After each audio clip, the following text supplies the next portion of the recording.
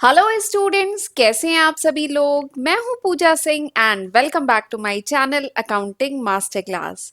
And this is the 52 lecture on the subject mathematics. And इस time हम लोग पढ़ रहे हैं चैप्टर परमुटेशन एंड कॉम्बिनेशन। और इस चैप्टर पे ये मेरा छठा लेक्चर है। 5 वीडियो लेक्चर मैं ऑलरेडी अपलोड कर चुकी हूँ इस टॉपिक पे। तो चलिए एक बार मैं आपको शॉर्ट में बता देती हूँ कि जो पिछले 5 लेक्चर वीडियो थे हमारे परमुटेशन एंड कॉम्बिनेशन में, उसमें हमने क्या क्या डिस्कस किया था।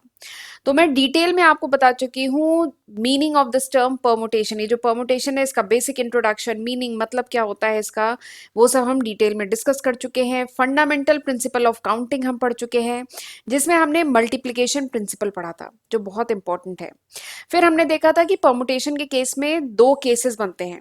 पहला केस क्या होता है, when all the object are distinct. दूसरा केस क्या होता है, when all the object are not distinct, यानी जब सारे ऑब्जेक्ट अलग अलग नहीं हैं, कुछ सिमिलर ऑब्जेक्ट हैं, तो वो दूसरा केस बनता है। दोनों ही केसेस पे हमने बहुत सारे न्यूमेरिकल भी किए थे। फिर मैंने परमुटेशन के कुछ थ्योरम्स आपको बताए थे, फैक्टोरियल का कॉन्सेप्ट हमने समझा था और कुछ क्वेश्चन भी किए थे फैक्टोरियल पे। और ये मैथ्स है, न्यूमेरिकल या प्रैक्टिकल प्रॉब्लम किए बिना तो मैथ्स अधूरी है।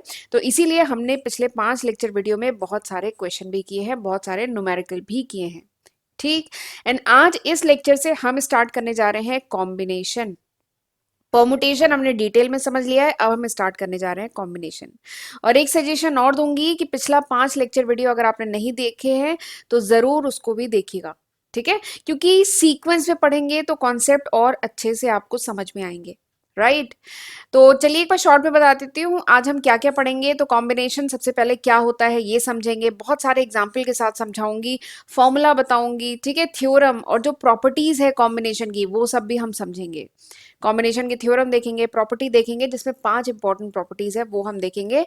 और उसके बाद हम करेंगे क्वेश्चन। ठीक है, तो कॉम्बिनेशन में ये सारे टॉपिक आज के लेक्चर में हम डिस्कस करेंगे। तो चलिए फिर बिना टाइम वेस्ट किए जल्दी से हम आज का वीडियो स्टार्ट करते हैं।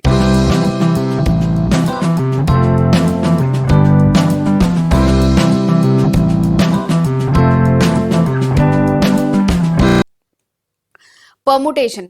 तो कॉम्बिनेशन जानने से पहले एक बार शॉर्ट में आपको रिवाइज करा देती हूँ। परमुटेशन याद तो है ना, परमुटेशन जो मैंने बताया था, क्योंकि ये टॉपिक का पूरा नाम क्या है, परमुटेशन एंड कॉम्बिनेशन। बच्चे एक्चुअली इसमें कंफ्यूज हो जाते हैं कि ये क्वेश्चन परमुटेशन का है कि कॉम्बिनेशन का है। ठीक है, तो इसलिए थोड़ा सा मैं आपको परमुटेशन बता रही हूँ और परमुटेशन और कॉम्बिनेशन में क्या डिफरेंस होता है वो भी बताऊंगी। ठीक, तो इसीलिए मैंने यहाँ पे परमुटेशन का भी जिक्र कर रही हूँ। तो परमुटेशन में मैंने आपको बताया था कि दो कीवर्ड्स हैं, कौन कौन से, कि इट्स एन अरेंजमेंट, ये अरेंजमेंट है इन अ डेफिनेट ऑर्डर। ये दो कीवर्ड्स है जिसे मैंने हाईलाइट किया है। तो परमुटेशन क्या होता है, परमुटेशन होता है arrangement in a definite order of number of object. कुछ नंबर ऑफ ऑब्जेक्ट आपको दिए गए हैं, सपोज करिए ये 4 ऑब्जेक्ट आपको दिए गए हैं। ठीक है, इन ऑब्जेक्ट का जो डिफरेंट अरेंजमेंट होता है, ठीक है, in a definite order, this is called permutation. अब इसमें ये जो 4 ऑब्जेक्ट हैं इसमें आप चारों भी ले सकते हैं, टेकन ऑल या सम एट अ टाइम। ठीक है, अगर एन डिफरेंट ऑब्जेक्ट है तो एन डिफरेंट ऑब्जेक्ट या तो पूरे के पूरे लिए जाते हैं या फिर आर एट अ टाइम। ठीक है, तो उसी को कहा जाता है परमुटेशन। तो परमुटेशन में क्या होता है, देयर इज एन अरेंजमेंट, ठीक है, इन अ डेफिनेट ऑर्डर। ठीक, तो ये दो कीवर्ड्स थे, आपको याद होने चाहिए। अब इसके बाद बात करते हैं कॉम्बिनेशन की। अब बात करते हैं कॉम्बिनेशन की। तो कॉम्बिनेशन में दो कीवर्ड्स आपको याद रखने हैं। कॉम्बिनेशन क्या है, combination is the selection. Combination क्या है, कॉम्बिनेशन अरेंजमेंट नहीं है। Combination is not an arrangement. Combination क्या है, combination is the selection of N different thing taken r at a time. ठीक है, कॉम्बिनेशन क्या है, सिलेक्ट कर रहे हैं हम एन डिफरेंट थिंग्स। ठीक है, हमें एन डिफरेंट थिंग दी गई है, उसमें से हम 8 चीजों को सिलेक्ट कर रहे हैं, तो उसको हम कहते हैं कॉम्बिनेशन। ठीक, और मैं कह रही हूं ना दो कीवर्ड्स हैं, पहला तो है सिलेक्शन, दूसरा क्या है कि कॉम्बिनेशन में ऑर्डर डज नॉट मैटर। ये जो ऑर्डर होता है ना ये मैटर नहीं करता कॉम्बिनेशन में। ठीक, तो ये दो कीवर्ड्स है जिसको ध्यान में रखिएगा। अभी खैर मैं बहुत सारे एग्जाम्पल बताऊंगी तो आप कॉम्बिनेशन का कॉन्सेप्ट और अच्छे से समझ जाएंगे। तो कॉम्बिनेशन क्या है, selection of N different thing taken r at a time, जिसमें ऑर्डर मैटर नहीं करता। ठीक, चलिए अब पहला एग्जाम्पल देखते हैं। पहला एग्जाम्पल क्या है कि सपोज करिए there is a group of 3 lawn tennis player, 3 lawn tennis player है, उनका ग्रुप है। ठीक है, इनका नाम दे देते हैं, इनका नाम है चिंटू, मिंटू, ठीक है, एंड पिंटू। ये तीन लॉन टेनिस प्लेयर हैं, ठीक है। C M P Chintu Mintu Pintu, ये तीन लॉन टेनिस प्लेयर हैं, ठीक। अब अगर टीम बनानी है, टीम बनानी है, दो दो प्लेयर की टीम बनानी है। ये तीन लॉन टेनिस प्लेयर हैं, चिंटू मिंटू और पिंटू। अब इन तीन लॉन टेनिस प्लेयर से हमें दो दो की टीम बनानी है।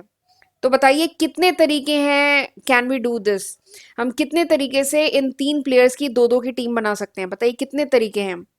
तो एक बात बताइए, देखिए कितने तरीके हैं। एक तो है मैं इनिशियल लिख रही हूँ, एक तो है चिंटू मिंटू, ठीक है, एक है मिंटू पिंटू और एक है पिंटू चिंटू, यही ग्रुप बनेंगे, ठीक है। इन तीन लॉन टेनिस प्लेयर के हमें दो दो के ग्रुप बनाने हैं, तो यही तीन ग्रुप बनेंगे, और भी कुछ बन रहा है क्या, नहीं, यही तीन ग्रुप बनेंगे, ठीक है।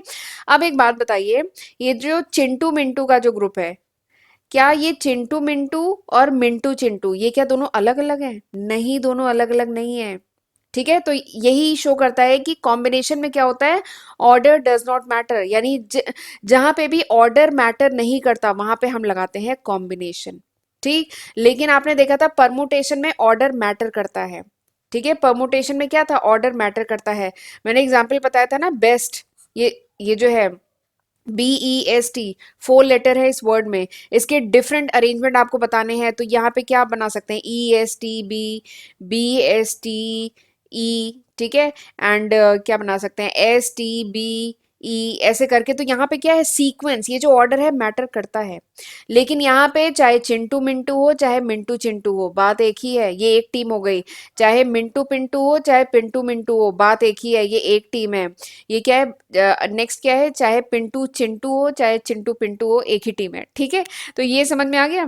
तो यहाँ पे कॉम्बिनेशन में खास बात है कि सिलेक्शन होता है, मैं एक बार स्क्रीन क्लियर कर रही हूँ। कॉम्बिनेशन में खास बात है कि selection of N different things, यानी यहाँ पे एन डिफरेंट थिंग्स है, एन थिंग यानी यहाँ पे थ्री डिफरेंट थिंग्स है, यानी तीन प्लेयर्स हैं और इसमें से आपको two at a time select करना है।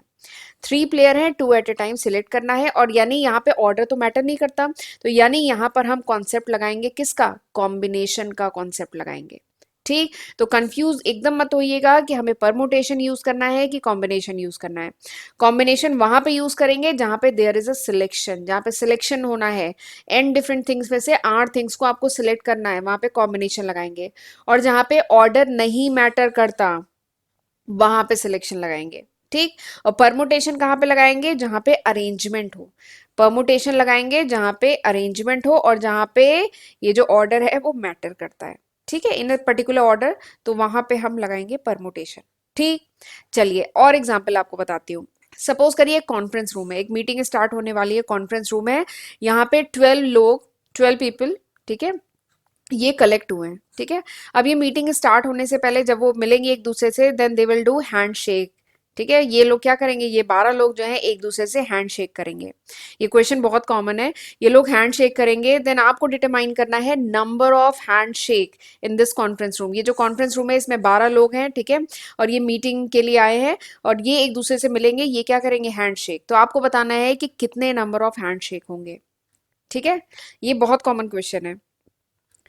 तो एक बात बताइए, ये मिस्टर एक्स हैं, ये मिस्टर वाई हैं, मिस्टर एक्स मिस्टर वाई से हैंडशेक करें या मिस्टर वाई मिस्टर एक्स से हैंडशेक करें, तो क्या ये दोनों अलग अलग बातें हैं, नहीं, बात एक ही है ना। एक्स वाई से हैंडशेक करे या वाई एक्स से हैंडशेक करे, बात एक ही है। ये मिस्टर जेड है, ये मिस्टर कुछ भी देते हैं, मिस्टर पी हैं, तो जेड पी से हैंडशेक करे या पी जेड से हैंडशेक करे, ये बात एक ही है, ठीक है। तो यानी यहाँ पे ऑर्डर नहीं मैटर करता, यानी यहाँ पे हम लगाएंगे कॉम्बिनेशन का कॉन्सेप्ट।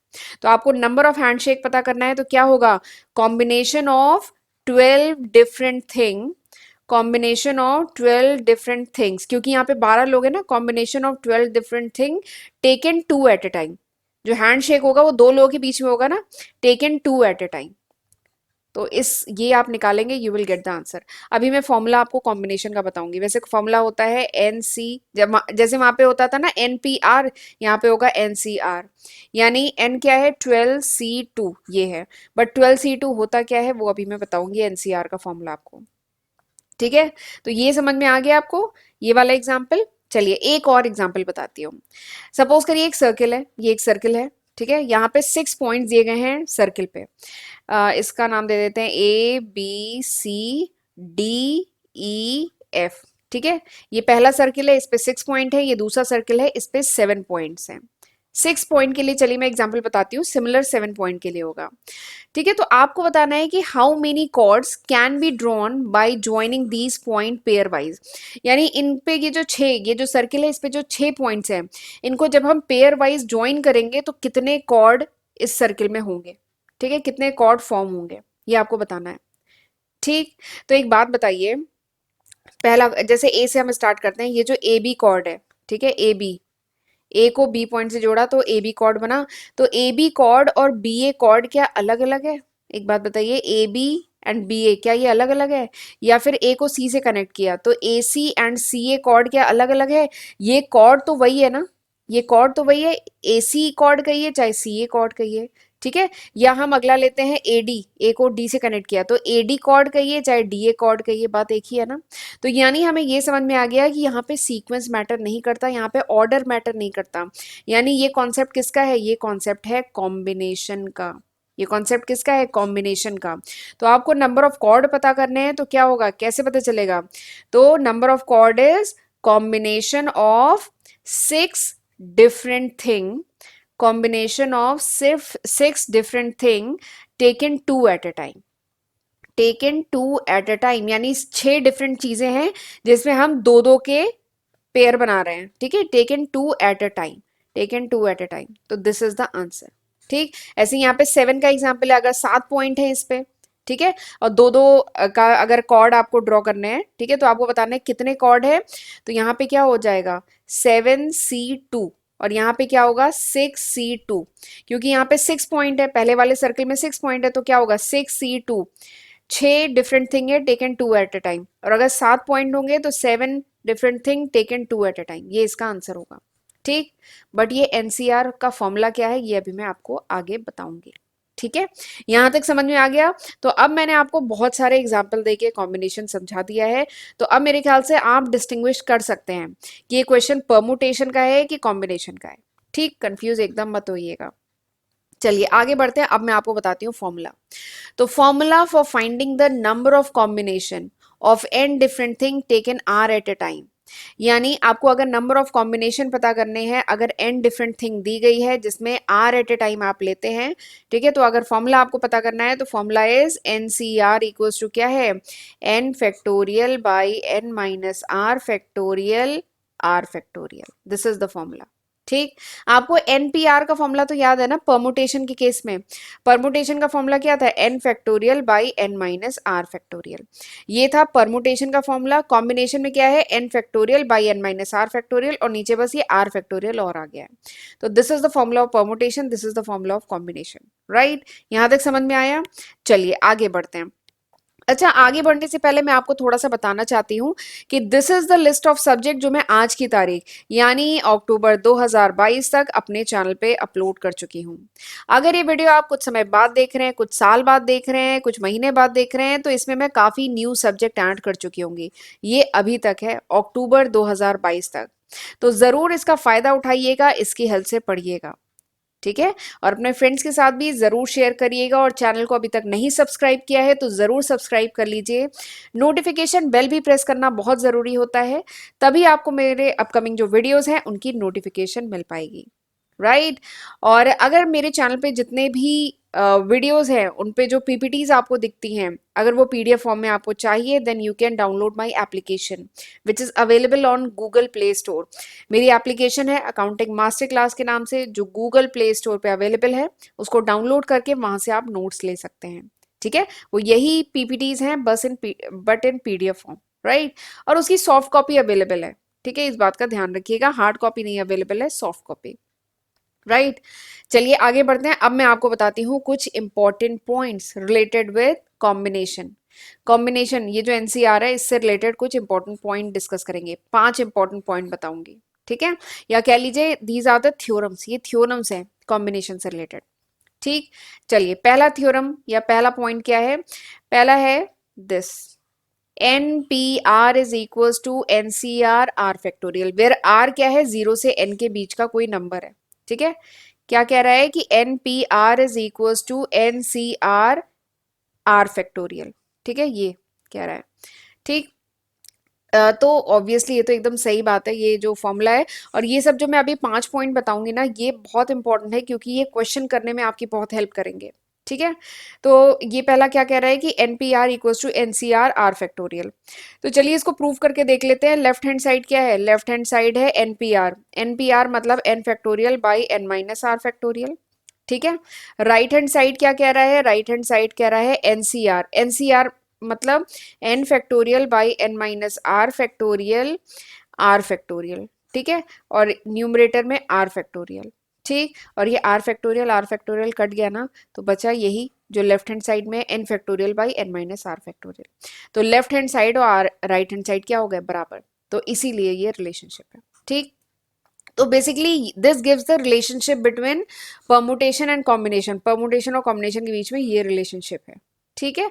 तो ये हो गया पहला पॉइंट। दूसरा पॉइंट क्या है कि if R equals to N, ये जो आर और एन अगर बराबर हो, ठीक है, आर और एन अगर बराबर हो, इसका मतलब क्या है? अच्छा एक बात, अगर आर इक्वल्स टू एन है, इसका मतलब क्या है कि number of combination of N different thing taken all at a time, यही तो मतलब हुआ। जैसे वो जो ये जो पहला एग्जाम्पल मैंने आपको दिया था टेनिस प्लेयर का, चिंटू मिंटू पिंटू, यही थे ना। तो यानी तीन अगर हम बात करें तो यहाँ पे एन क्या था? तीन। ठीक है। हम दो दो की टीम बना रहे थे ना, हमने दो दो की टीम बनाई थी तो तीन कॉम्बिनेशन आए थे। लेकिन अगर इसी की जगह आर इक्वल्स टू एन हो जाए, आर इक्वल्स टू एन हो जाए, यानी हमें एक टीम बनानी है तीन प्लेयर्स की। नंबर ऑफ ऑब्जेक्ट कितने हैं? तीन। और आर इक्वल्स टू एन है, यानी ये भी क्या हो गया? तीन। यानी हमें नंबर ऑफ कॉम्बिनेशन बनाने हैं ऑफ एन डिफरेंट थिंग, यानी three different thing taken three eight a time, यानी तीनों को साथ में लेना है। तो कितने कितने कॉम्बिनेशन बनेंगे? कितना ग्रुप बनेंगे? एक ही ग्रुप बनेगा ना जिसमें तीनों आ जाएंगे। तो वही कॉन्सेप्ट यहाँ पे है कि आर इक्वल्स टू एन। अगर आर एन के बराबर हो जाएगा तब क्या होगा? देखिए एनसीआर का फॉर्मूला क्या है? एनसीआर का फॉर्मूला है N factorial by N minus R factorial and R factorial, ये है। अब अगर इसमें मैं एन इक्वल्स टू आर कर दूं, एन इक्वल्स टू आर कर दूं, तो एन इक्वल्स टू आर, तो ये क्या हो जाएगा? जीरो हो जाएगा। ठीक है, जीरो फैक्टोरियल हो जाएगा। And R, N equals to R हो जाएगा, तो यानी ये भी एन फैक्टोरियल लिख सकती हूँ, तो यानी ये दोनों कट गया और ये क्या है? जीरो फैक्टोरियल यानी वन, यानी this is equals to one. तो ये क्या आ गया? वन सिलेक्शन, यानी वन कॉम्बिनेशन बना। तो वही चीज ये है कि आर इक्वल्स टू एन हो जाएगा, तो वैसे भी आप फॉर्मूले में पुट करेंगे दिस विल बी वन। और यहाँ पे आपने देख लिया कि number of combination of N different thing taken all at a time, यानी अगर एन डिफरेंट थिंग है और सारी आप एक बार में सिलेक्ट कर रहे हैं, तब कितने कॉम्बिनेशन बनेंगे? One combination only. और आप फॉर्मूले से देख भी सकते हैं। ठीक। इसी के साथ मुझे एक और याद आ रहा है, यहाँ मैंने लिखा नहीं है, बट एन सी जीरो, अगर एन सी जीरो है देन एन सी जीरो होगा तब क्या होगा? तो एन सी जीरो का मतलब क्या है? सबसे पहले देखते हैं एन सी जीरो का मतलब क्या है, कि number of combination of N different things, यानी एन डिफरेंट थिंग है। एन डिफरेंट थिंग मतलब वही चिंटू मिंटू पिंटू, तीन है। तो number of combination of N different thing taken nothing at a time, यानी जीरो है ना, यानी इनमें से चिंटू मिंटू पिंटू तीन प्लेयर हैं, लेकिन आपने किसी को सिलेक्ट नहीं किया, तो कितने कॉम्बिनेशन बनेंगे? बताइए कितने कॉम्बिनेशन बनेंगे? एक कॉम्बिनेशन बनेगा। ठीक है, एक कॉम्बिनेशन बनेगा। तो ये देखिए, और फॉर्मूला वाइज भी हम इसको प्रूव कर देते हैं। फॉर्मूला वाइज क्या होगा? N factorial by zero factorial by N minus zero factorial. ठीक है। जीरो फैक्टोरियल कितना होता है? This is one.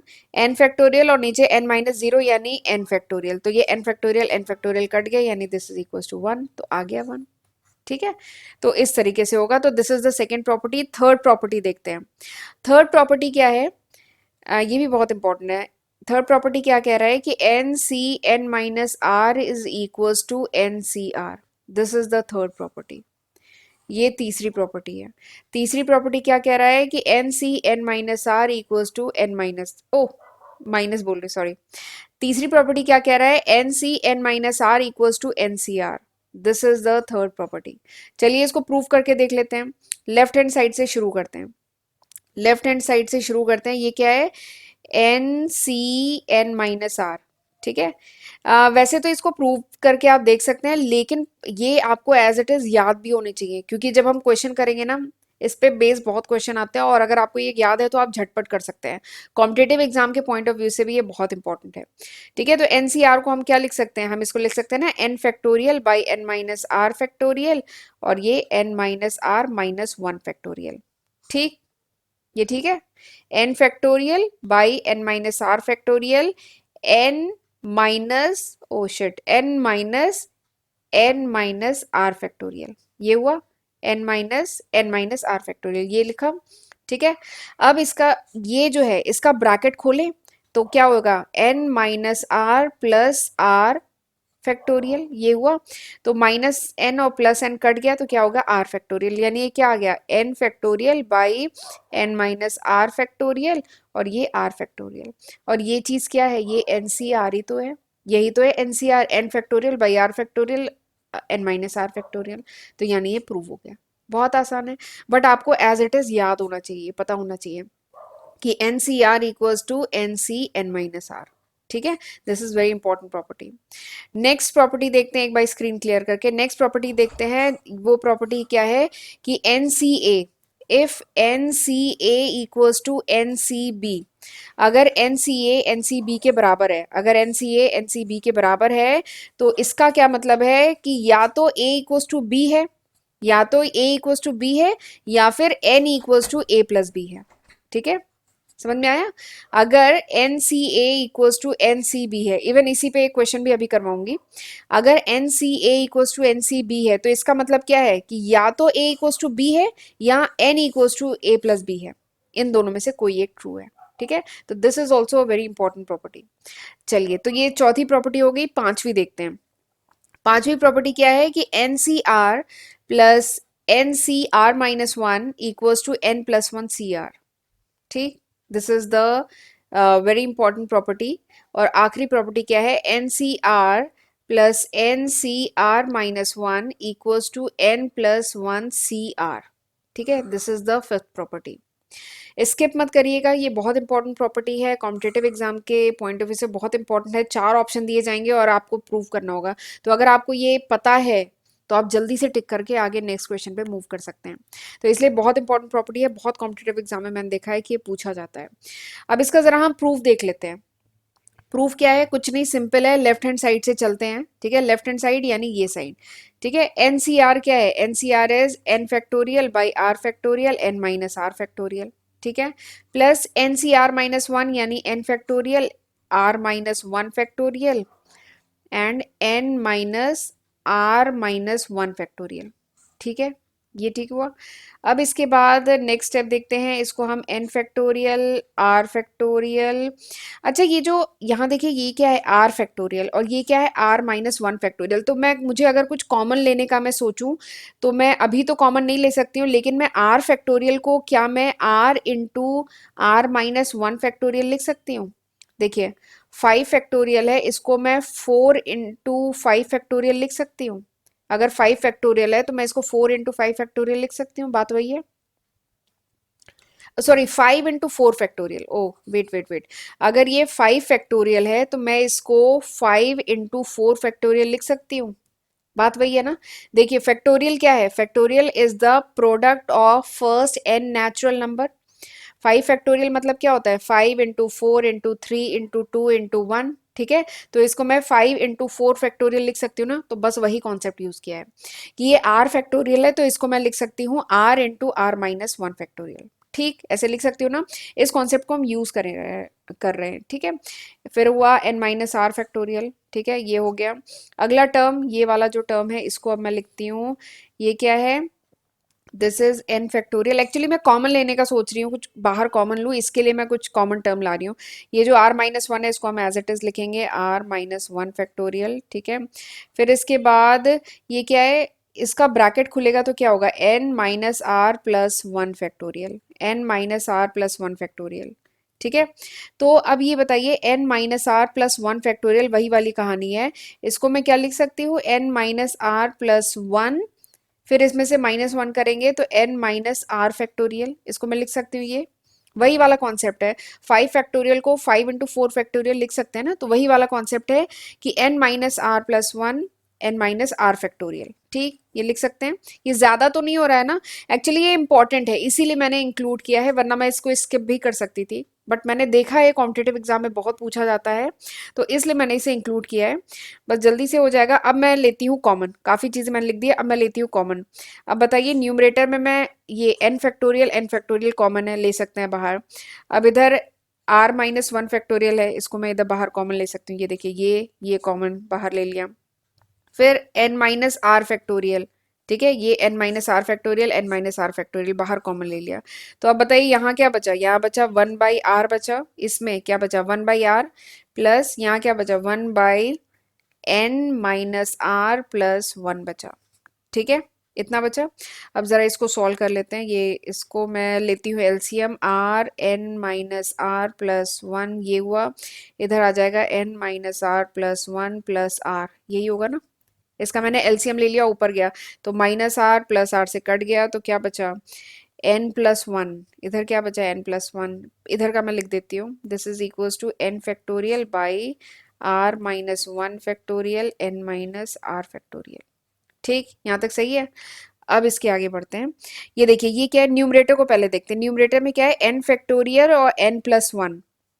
ठीक है, n फैक्टोरियल n प्लस, देखिए न्यूमरेटर में क्या है n फैक्टोरियल n+1। ठीक, डिनोमिनेटर में क्या है, डिनोमिनेटर में है, कुछ कट रहा है इसमें बताइए, ये है r-1 फैक्टोरियल, एक ये है, और ये क्या है n-r फैक्टोरियल, और ये है n-r+1। ठीक, यही बचा है काटने के बाद। अब बताइए, ये न्यूमरेटर को देख के पहले बताइए, n फैक्टोरियल n+1, इसको मैं क्या लिख सकती हूँ, ये जो n फैक्टोरियल n+1 है, इसको मैं क्या लिख सकती हूँ, इसको मैं n+1 फैक्टोरियल लिख सकती हूँ। ये बेसिकली है क्या, ये देखिए n फैक्टोरियल n+1 है, यानी वही देखिए ये 5 है और 4 फैक्टोरियल है, तो मैं इसको 5 फैक्टोरियल लिखती हूँ ना यहाँ पे, तो वही चीज़ है, इसको मैं 5 मतलब n+1 फैक्टोरियल लिख सकती हूँ। ठीक है, ये हो गया। अच्छा, फैक्टोरियल का कॉन्सेप्ट नहीं समझ में आ रहा है तो पिछले वीडियोस में मैंने फैक्टोरियल डिटेल में डिस्कस किया, आप एक बार उससे रेफर कर सकते हैं। अब इसके बाद r-1 फैक्टोरियल, तो इसको मैं क्या लिख सकती हूँ, r फैक्टोरियल लिख सकती हूँ, यही वाला कॉन्सेप्ट। ये देखिए 5 फैक्टोरियल को मैं 5 × 4 फैक्टोरियल लिख सकती हूँ ना, बस वही वाला कॉन्सेप्ट है। ठीक, अब ये n-r फैक्टोरियल, ये देखिए n-r फैक्टोरियल और n-r+1, तो इसको मैं क्या लिख सकती हूँ, इसको मैं लिख सकती हूँ ना n+1 -r फैक्टोरियल, इसको मैं लिख सकती हूँ n, इसको मैंने +1 पहले लिख लिया है, n+1 -r। ठीक है, n-r+1 कहिए चाहे n+1 -r कहिए, ये फैक्टोरियल लिख सकती हूँ। ठीक है, ये लिख सकती हूँ ना, तो ये आ गया हमारा। और अब जरा इसको ध्यान से देखिए, ये क्या है, ये वही तो कुछ ज्यादा मैंने घूस दिया है। चलिए, इसके बाद मैं यहाँ पे लिख रही हूँ, ये जो आया है टर्म, ये वाला टर्म, ये जो टर्म आया ये क्या है बेसिकली, ये तो वही है ना n+1 CR, ये वही तो है n+1 CR, ये तो है। देखिए n+1 यानी n+1 यहाँ पे और CR, और यही तो हमें प्रूव करना था। ठीक है, तो इस तरीके से इसका प्रूफ आएगा, कुछ नहीं, इसे एक्सपेंड करते जाइए, आ जाएगा राइट हैंड साइड। ठीक है, सिंपल था ना। तो इस तरीके से इसको आप प्रूफ करेंगे, पर बाकी आपको कॉम्पिटेटिव एग्जाम के पॉइंट ऑफ व्यू से डायरेक्टली ये चीज़ लर्न होनी चाहिए, ये आपको पता होना चाहिए क्या, कि NCR plus NCR-1 equals to n+1 CR। ठीक है, तो ये कॉम्पिटेटिव एग्जाम के पॉइंट ऑफ व्यू से एज इट इज पता होना चाहिए। चलिए क्वेश्चन करते हैं। क्वेश्चन क्या है कि if NC9 equals to NC8, अगर NC9 is equals to NC8 है, देन आपको फाइंड करना है NC17। अगर NC9 NC8 के बराबर है तो NC17 फाइंड आउट करना है। ठीक, तो मैंने आपको एक प्रॉपर्टी बताई थी, ये वाली प्रॉपर्टी याद है ना, क्या प्रॉपर्टी थी कि NCA इक्वल्स टू NCB। अगर NCA NCB के बराबर है तो या तो A इक्वल्स टू B होगा, तो यहाँ क्या A इक्वल्स टू B है, क्या 9 इक्वल्स टू 8 है, नहीं। ठीक है, तो इसका मतलब क्या होगा, N equals to A plus B। या तो ये होगा या ये होगा, तो पहला तो है नहीं, यानी n equals to A plus B होगा, यानी n इक्वल्स टू 9 + 8 होगा, तो 9 + 8 क्या होता है 17। ठीक, तो n की वैल्यू आ गई। तो आपको क्या फाइंड आउट करना है, NC17 फाइंड आउट करना है, यानी 17C17 फाइंड आउट करना है। और एक और प्रॉपर्टी बताई थी कि NCn इज इक्वल्स टू 1 होता है ना, और बाकी आप निकाल भी सकते हैं। 17 क्या होता है, 17 factorial divided by 17 factorial, 17 - 17 factorial, यही होता है ना। तो 17 से 17 कट गया, 1/0 फैक्टोरियल। तो 1/0 फैक्टोरियल क्या होता है, 1 होता है, यानी आंसर आ गया 1। तो इसका आंसर क्या होगा, 1। बहुत आसानी से हो गया। ठीक है, आसानी से इसलिए हो गया क्योंकि आपको प्रॉपर्टी पता थी, प्रॉपर्टी नहीं पता होती नहीं कर पाते। तो ये जो 5 प्रॉपर्टी मैंने बताई है इसका ध्यान रखिएगा। राइट, अब अगले लेक्चर में मैं आपको कॉम्बिनेशन के कराऊंगी कुछ और क्वेश्चन। राइट, और उसके बाद हम लोग most probably probability chapter start करेंगे। तो चलिए, this was all about today's video. और अगर आपको लेक्चर समझ में आया तो प्लीज़ इसको लाइक किए बिना मत जाइएगा। एक एक वीडियो बनाने में बहुत एफर्ट लगता है, बहुत मेहनत लगती है, तो प्लीज़ हमें मोटिवेट करते रहा करिए, और वीडियो को शेयर और लाइक करते रहा करिए, कमेंट में हमें बताते रहा करिए कि कैसा था लेक्चर। तो चलिए फिर मिलते हैं अगले लेक्चर में, तब तक अपना ध्यान रखिएगा। God bless you.